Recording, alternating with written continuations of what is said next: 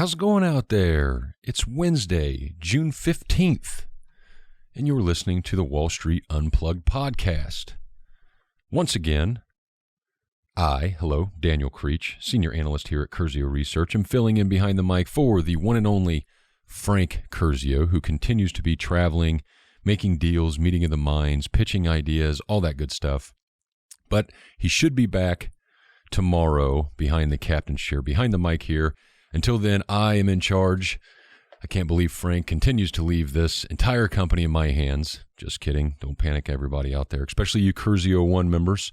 But we're going to have some fun here. I'm going to go over a little bit of what I talked about yesterday. Be sure and check out yesterday's podcast where I talked about the Fed and oil prices and things of that nature. Had some fun. Today is Wednesday, and like I mentioned, unfortunately, the Fed meeting, we're all in Tom Petty mode here. Waiting is the hardest part. The Fed will come out with its announcement around 2 o'clock this afternoon. Markets are opening up higher this morning. Leading up to that, if I had a crystal ball or had to play like I did, I would simply say the market will remain high, sell off into the news, and then depending on the rate hike, hopefully it's 75 basis points to 1%. Then we might see a little market rally depending on, of course, the Q&A that our wonderful Fed Chair Jerome Powell will enlighten us with. The federal interest rate, the Federal Reserve rate is between 75 basis points and 1% right now, give or take. And Jeff Gundlach, who is reserved as kind of the bond king out of California, runs a huge bond fund. Just always enjoy listening to this guy. He does different presentations, and he's a regular on CNBC and different financial channels. He tweeted last night that the Federal Reserve should raise the Fed funds rate to 3% tomorrow, in my opinion. That was his tweet at 10:47. I'm assuming that's California time, so 3 hours behind us here. If they raised to 3%, that would be a heck of a little pop. Fed fund rates by 7, that would put the high end at 1.75%, and that would just, the whole notion here is, and you've even seen past Federal Reserve, Ben Bernanke, who was behind the helm of the Federal Reserve for a while now, Janet Yellen, I'll get to her in just a second. Evidently, it's the rats are about to jump off the ship going into the midterms because she is being cut out of the inner circle of the Biden administration. Well, we'll get to that in the blame game here in just a second. But Gundlach is talking about, when he speaks, market listens, and him to Federal Reserve, former chairs Ben Bernanke and everybody right now is talking about the credibility. We need credibility from our leaders. We need credibility from the smartest guys in the room. And they really don't have any because they are so far behind the curve. Cuppy, who's a regular on the Wall Street Unplugged podcast, Harris Kupperman is a fantastic hedge fund guy, newsletter writer. He had a great thread on how far the Fed was behind, and it doesn't really matter on a 50 basis or a 75 basis point hike because oil continues to drive and do the job of the Fed, meaning the higher price of oil and the sustained high price of oil is going to dramatically affect the consumer and the economy all over. Now, that's one reason why you should have exposure to the oil and gas industry because those stocks have been performing. More on that in just a moment, but it's also because you'll see it in retail sales, you'll see it in different economic readings, because as people have to use their discretionary income, a lot more of it than in the past to just get around, that's going to take away from something, whether it's food, whether it's clothing, whether it's travel, services. It's just going to have an impact. We just have to wait, kind of, use our best judgment to see how that's going to filter through the economy. As I said yesterday, hopefully they come out with a 75 basis point, maybe 1% higher, but the language that they need to use is that they finally got it because we have two choices. We're either going to drag this out, which is probably the option we're going to take, or they're going to hike rates quickly and throw off this credibility issue because Fed Chair Powell is trying to steer the economy and say everything to give everybody kind of a heads up. And that's, I'm not saying that's good or bad. That's the route he's taking. But if you really want credibility and you want to be independent and you want to show that you're serious, you got to take action. And that, in this case, is rising rates. And that's going to cause a major slowdown. It's already caused dramatic volatility like we've seen last Friday the 10th up until this week already. So we got the Fed. We have to wait on that, and Frank can talk about that on tomorrow's podcast, or we can at least update you with what's going on and kind of go from there. My point to all this is that you got to pay attention to these type of politics and policies because these dramatically affect everything in your life. Interest rates are key to the economy, and they've been manipulated for years. It's a paradigm shift where they're starting to kind of find a market level or a market bottom, meaning the market is dictating that interest rate. It's going to cause everything else to re-rate. So just to reiterate my advice here in general is that you need to use these bear market rallies to evaluate everything you have across the stocks, bonds, whatever, across the board, and either trim or decide to cut your losses or get out because of these paradigm shifts that's going on in the markets. Relating to energy, moving on, as I've talked about, you got to brace for higher oil prices, higher energy prices in general for the sustained future for a good while because the blame game continues to go on. And what a difference just a week or a couple of days makes. Because I pointed out how different people from our current administration to everybody else is blaming, whether it be the Russian invasion of Ukraine, Saudi Arabia for not pumping as much as it quote unquote should, depending on who you are, this, that, and the other. The takeaway here is have exposure to energy prices. Of course, if the Federal Reserve comes out and does what Jeffrey Gundlach says, raises it to 3%, or hell, let's raise it to 5% today. If we can do whatever we want and show how tough we are, well, let's go ahead and bump it up. Cause a market crash, cause the pain to get over more quickly rather than dragging it out. Don't bet on that. Bet on dragging it out. That's what they do best. This is from yesterday. Bloomberg reports that oil companies that record a profit margin better than 10% would face a new federal surtax under a plan developed by a key senator. This key senator is Senator Ron Wyden, an Oregon Democrat who chairs the Tax Writing Finance Committee. Would mean the oil companies face federal taxes of as much as 42%. That's 21% U.S. corporate tax rate plus this other 21% surtax. A couple people, these sources are always wonderful. Oh, a couple people briefed on the matter that aren't allowed to talk about it yet. Wyden is set to release his plan publicly. He'd likely need all 50. Let's get to the good stuff. Here's a quote. The proposal I'm developing would help reverse perverse incentives to price gouge. Let me read that again for all you listening. Now pay attention. The proposal I'm developing would help reverse perverse incentives to price gouge by doubling the corporate tax rate on companies' excess profits, eliminating egregious buybacks, and reducing accounting tricks. Wyden said about the proposal he plans to introduce in the coming weeks, quote, by contrast, companies that provide relief to consumers by either reducing prices or investing in new supply would not be affected. Okay, well, this is hilarious. You can't say reducing accounting tricks on one hand and then have the other hand say that if you reduce prices or invest in new supply, it would not be affected because you can do that on the balance sheet with accounting tricks. Now, the reason that you should pay attention to this is, number one, it should be scary because what you have here is what is the answer to lower gas prices? Well, supply and demand. What's wrong right now? You have a lot of demand outpacing supply, for lack of a better term, meaning rising prices. You want to reverse that. You don't tax it. You don't limit it. You don't do anything. You just produce more. You flip the equation. So you increase supply, therefore it reaches demand. And if the Federal Reserve or any other reason, as higher prices continue to cause a slowdown in an economic recession, you'll then have a higher supply and lowering demand, meaning prices are going to fall. That is the answer. And just because I'm a 36-year-old dumb kid without all the great doctrines and PhDs and what have you, I simply have a bachelor's degree. Somehow I went to school for well over 4 years. I got a bachelor's and didn't get my associates. That's how serious I took school at the beginning. But that doesn't mean that you're not smart enough. I don't care if you have an 8th grade education or what. You could be a doctor and still be dumber than hell when it comes to economics. This is not rocket science. This is very simple supply and demand. And the fact that key senators, I mean, hell, this guy is on, what did I say? He's on the tax writing policy or something. I mean, this guy's got to be one of the best.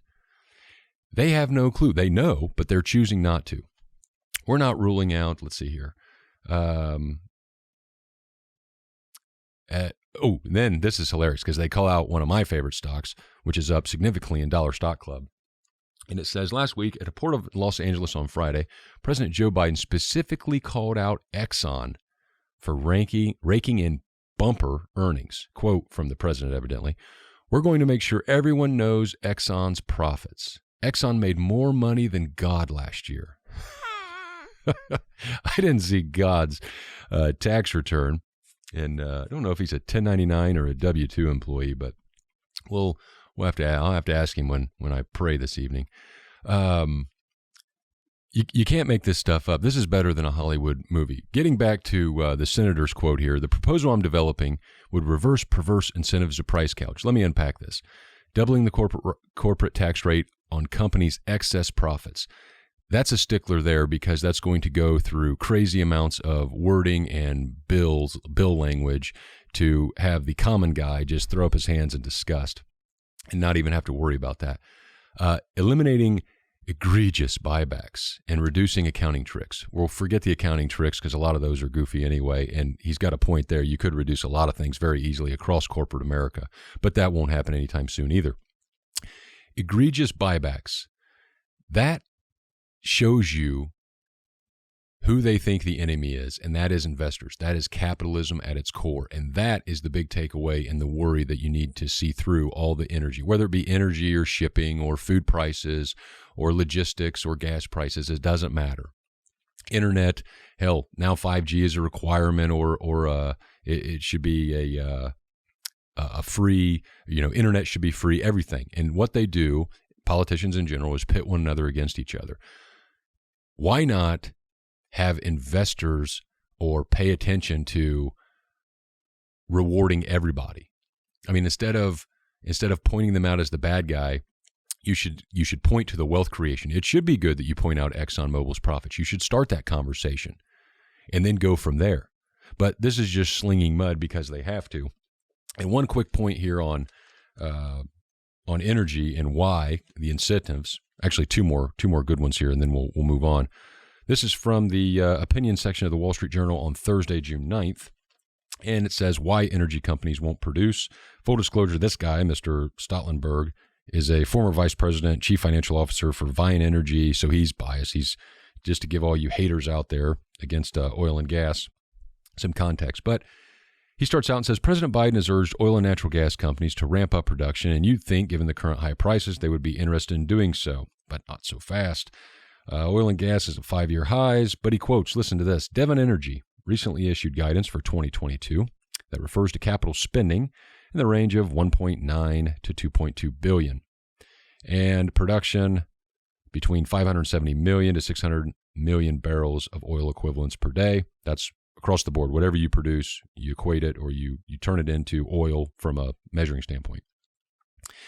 Now, that's a modest increase in capital spending, but it's a modest decrease in production. Devon also anticipates increased cash returns to shareholders for 2022. Like many in the industry, Devon obviously believes it's better to return capital to its shareholders than reinvest in the business. Now, why would that be if prices are at an all-time high? Why wouldn't they go drill more? Is it because they hate the consumer, their very customers who they serve? Is it because they love their shareholders, also a fiduciary responsibility to treat them well? Or is it because they're the bad guy and they're the blame team for everything? Well, we're on to something here. Skip down another paragraph, and it points out that says last September, 20 House Democrats introduced the Fossil Free Finance Act, which would require a Federal Reserve Bank to take steps to stop banks from investing in fossil fuel production. The bill's goal, quote, no financing or new or expanded fossil fuel projects after 2022. Well, that's this year, people, 6 months left. Now, why is that important? Well, because eventually you need people to actually, with a brain, almost didn't make this a family-friendly show there. Frank can use the F-bomb, not his assistant, Daniel. Because you need some people with a brain to fight back. And look at West Virginia leading the charge. This is hilarious. West Virginia evidently sent a letter to a handful of banks, including Goldman Sachs, Goldman Sachs, one of our favorite banks here at Curzio Research, because they are one of the most tongue-in-cheek, fun, smiling, crooked people that always seem to make money. They call out, West Virginia calls out these banks, and even BlackRock's CEO, biggest asset manager, Larry Fink, pointing to the fact that he has been outspoken in pressuring corporate leaders to commit to investment goals that will undermine reliable energy sources like coal, natural gas, and oil under the guise of helping the planet. Now, these are officials out of West Virginia, and this is good because you need the argument to take center stage, and there's nothing like that to bring the argument to center stage than record high gas prices, huge high oil prices and energy prices, and the fact that there's no end in sight because the governing policies think it's better for you you and I to suffer for the sake of the health of the planet than it is to pay lower prices and be more independent, more free, and be able to have more choices in our economy.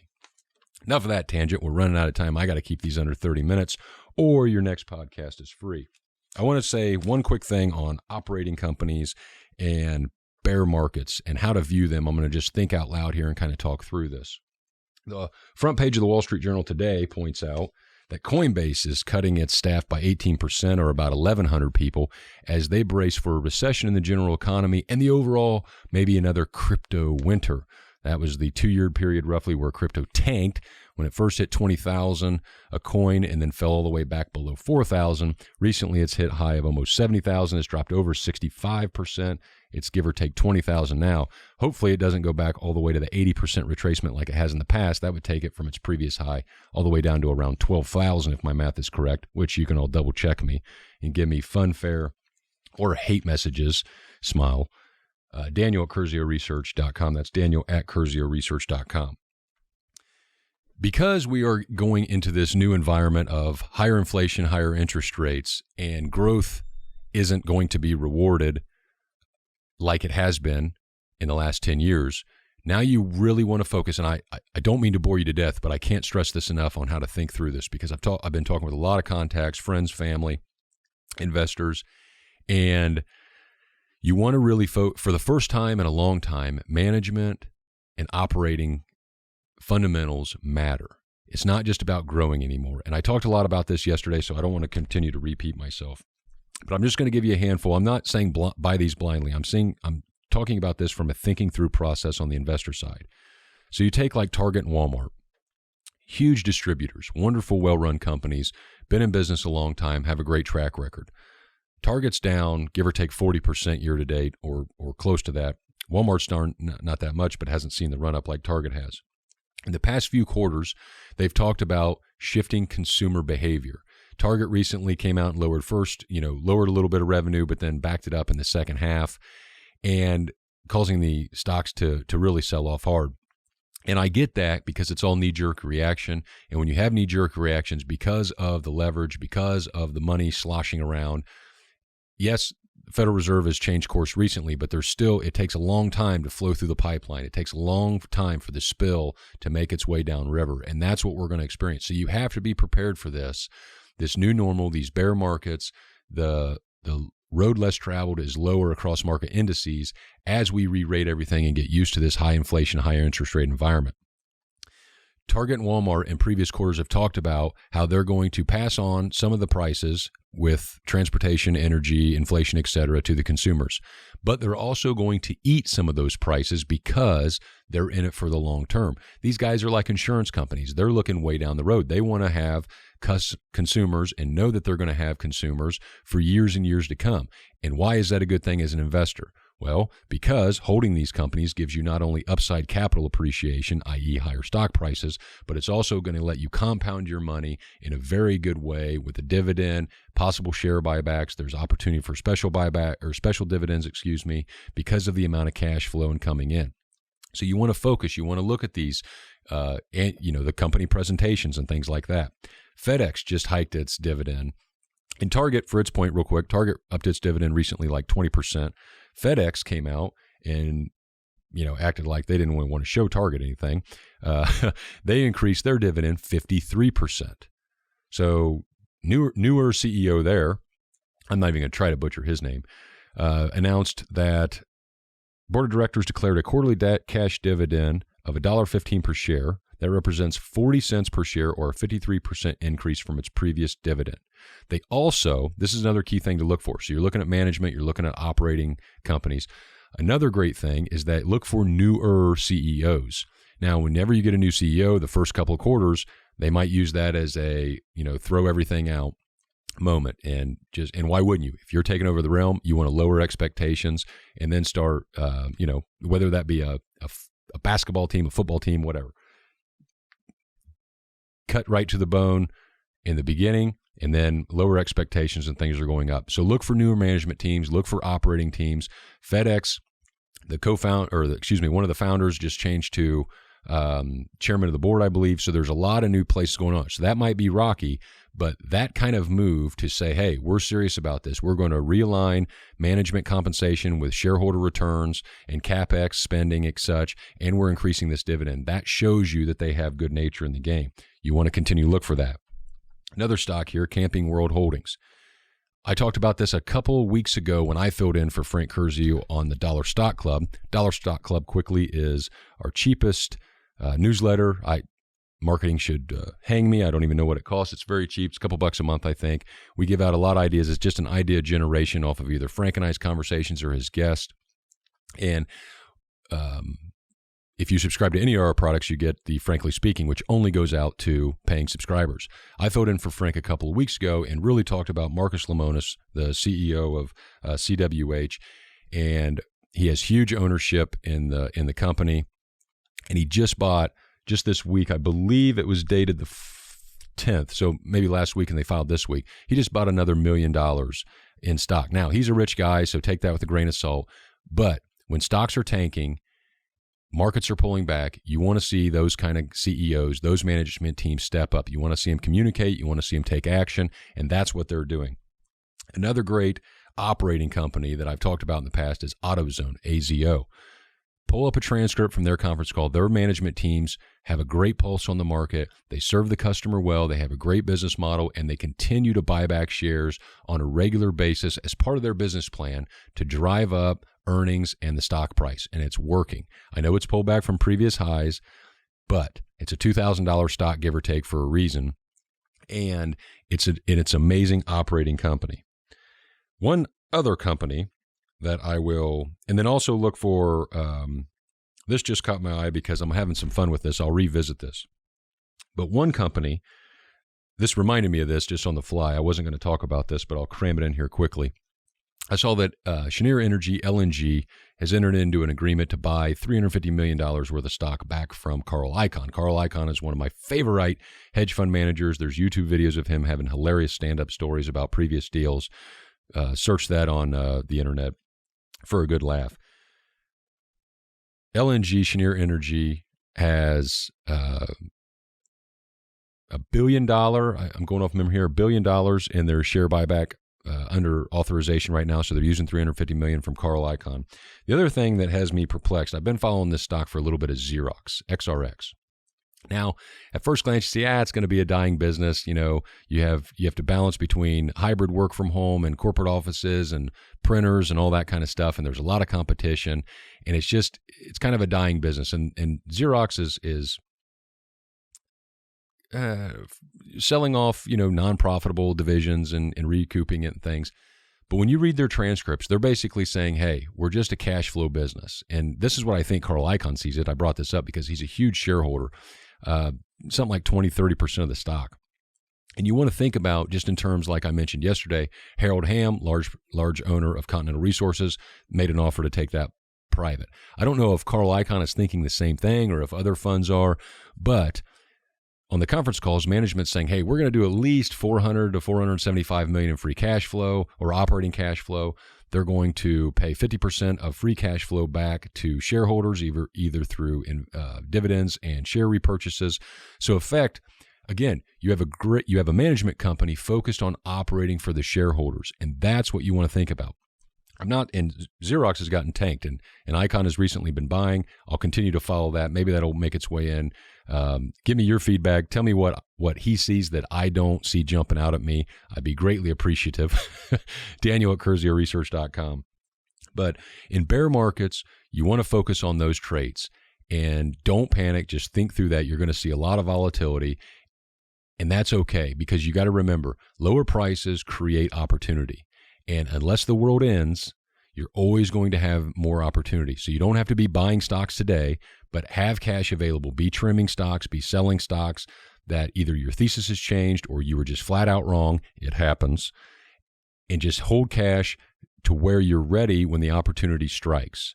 Bear markets are where a lot of people make their money, because when all prices come down, those that don't panic, those that don't give up, and have opportunity and have cash available can buy great stocks or great businesses at wonderful prices and let them compound for time. And when I say time, I mean a few years at least or more. It's not hey, look at this, I'm going to buy this on Monday, and a month from now it's going to be up 50%. You need to re-rate your expectations on that, because we have a fundamentally different market now with rising interest rates and higher inflation. All right, I'll get off my soapbox here. I might have taken a little longer than 30 minutes. I'm going to get yelled at. But anyway, send me your feedback, good or bad, Daniel@CurzioResearch.com. Even if I don't reply, I do read them all. I greatly appreciate them. Some I can't. I have to walk a tightrope between financial advice and all that, because we're genuinely here just to help you, communicate with you, and I hope you all have a great day.